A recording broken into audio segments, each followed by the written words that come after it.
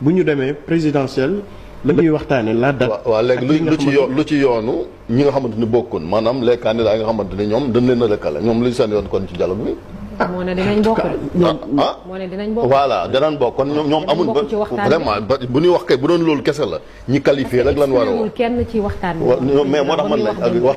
waxtaan wi ñenn rek la waroon a soxal moom ak candidat yi nga xamante ni conseil constitutionnel jàppoon ne ñoo war a bokk keneen ku ci buruxlu rek mooy amul nekkul ci vraiment volonté ngir dem ci ay élection loolu moom c'est clair donc moo tax ma ne déggoo waru faa mën a am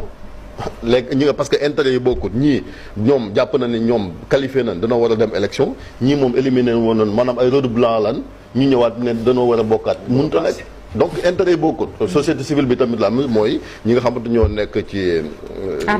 ñoom danoo bëgg ñu respecté ñoom danoo bëgg ñu respecter le calendrier électoral Karim Wade ak ñi mu ànd ak tamit ñoom éliminé woon ñoom it dañoo bëgg a bokk Maître El Hadji Diouf toog na fii dem moom it nee na il faut ñu bokk donc moo lay woon ne pëccëxoo la dialogue de sourds la kenn xamul fi nga xam fa lañ jëm te situation bi ki ñu ci yóbbu moom kenn mooy le principal responsable Macky Sall moo tax bu ne le 2 day dem am na question boo laaj loolu bu fekkee ne def na ko fayut naar ba xoola moom parce que Sénégal jiwu ko Sénégal day réew moo xamante ni defal na ko lépp man chaque jour je dis que lim defal Macky Sall Sénégal defalu ko benn mbindeef bu yeewu ci réew mi ak jaar-jaaram ak trajectoire am loolu loo xamante nag suñu borom mooy taan loolu nag kon te moom am réew jëlu ko ci pëccoo ak jaxasoo Ablaye Wade moom la doon xëccoog ñu gagné Ablaye Wade gis nga ko passation de service bisab le 2 la woon ca palais de la République ñu dem Ablaye Wade ñaanal ko dafa jamut rek ci jox ko sax li nga xamante ne mooy leng yi da koo ñaanal donc moom it buy bàyyi réew mi ku mu fi mën a doon je pense que loolu la waroon demee muy loo xamante ni comme ay sénégalais ñoo war a am organiser élection mais surtout te lépp lu mu fi laaj je pense nangul nañ ko jàll référendum am yooyu mu doon def yëpp à chaque fois lu mu teg ci table yi